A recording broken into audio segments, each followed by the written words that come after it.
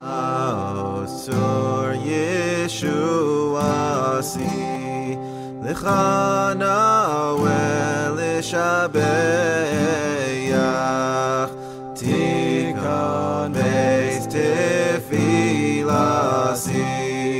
Visham Toda Nizabeach.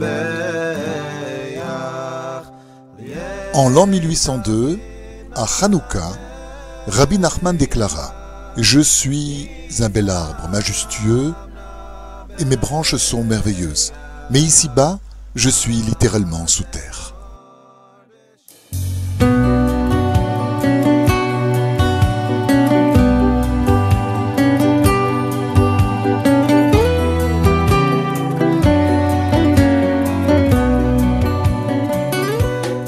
Après 3 semaines passées à Breslev, Rabbi Nathan de Nemirov commença à être imprégné de l'esprit de Rabbi Nachman.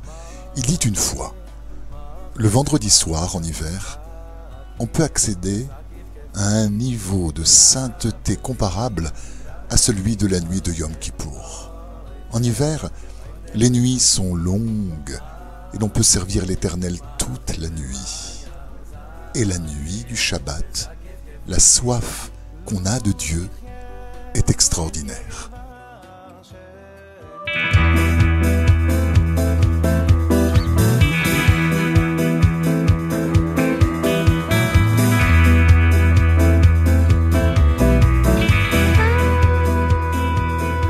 C'est au cours de ces longues nuits d'hiver que Rabbi Nathan apprenait plus de son maître que tous ses autres disciples.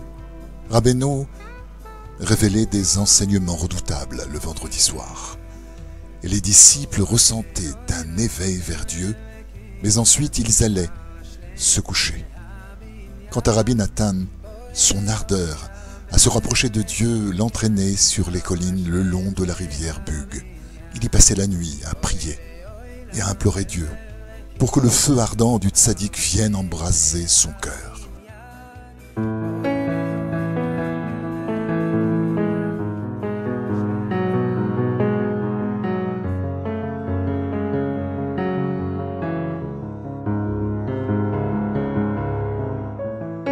C'est ainsi que, le Shabbat matin, il récitait sa prière et particulièrement le passage de Nishmat Kol Chai qu'il disait avec une ferveur intense. Ce sont ces dévotions qui le firent accéder à de très hauts sommets.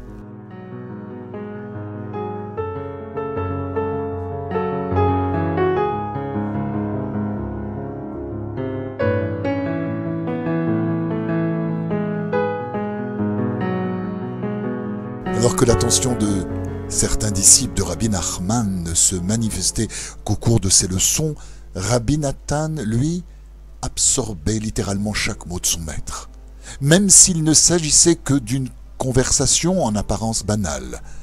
Comme l'enseignent nos sages, même les simples conversations des tzadikim ont besoin d'être approfondies.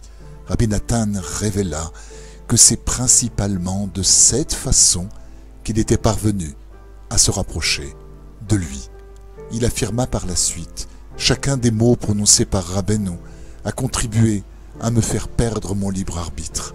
C'est pour cette raison qu'il recevait plus que les autres disciples, aussi doués fussent-ils individuellement.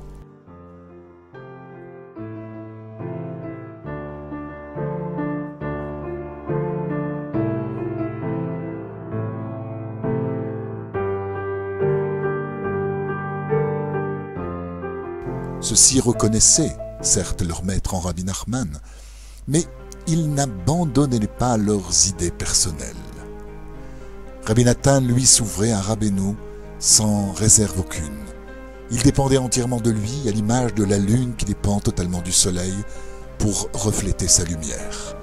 Rabbeinu déclara une fois à Rabbi Nathan: « Je t'ai pris dans mon sac. Attachez-le fort afin que je ne puisse m'échapper, » répondit-il.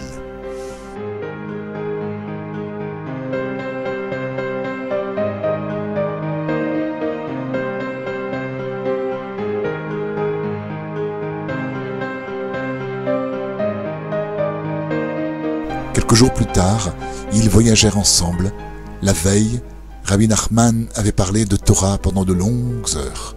En route, il dit à Rabbi Nathan: « Nous avons bien étalé notre marchandise hier, et Dieu merci, elle est excellente. Ce serait merveilleux si l'on pouvait avoir dans ce magasin un vendeur de choix qui pourrait ranger tous ces articles, ces tissus, avec ordre et goût. Pliant et mettant chaque dose en place, il présenterait comme les vendeurs professionnels l'extrémité vers l'extérieur, afin que le client puisse les découvrir dès son entrée au magasin. Ainsi, le vendeur pourrait retrouver immédiatement ce que désire le client et mettre en évidence la qualité supérieure de la marchandise.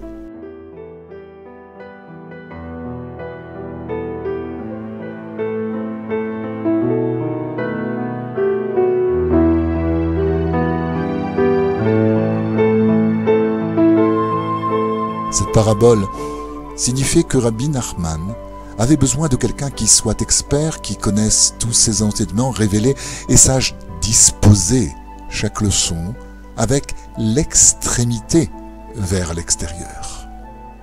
Celui qui viendrait avec le désir d'étudier ses enseignements et de se rapprocher de lui trouverait ainsi cet expert qui l'orienterait immédiatement sur l'enseignement approprié.